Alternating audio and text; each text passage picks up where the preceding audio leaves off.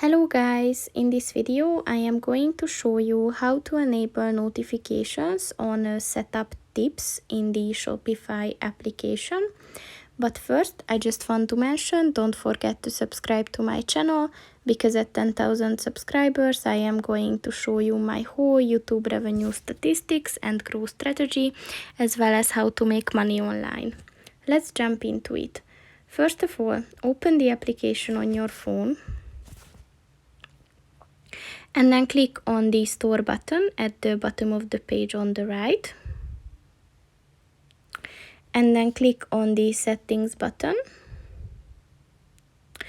And at the app settings section, click on the store notifications button. And in the push notifications section, look for the setup tips button. And to enable this, click on the white circle next to it. And once it turned blue, this is enabled. So that's pretty much it for this video, guys. See you in the next one. Goodbye.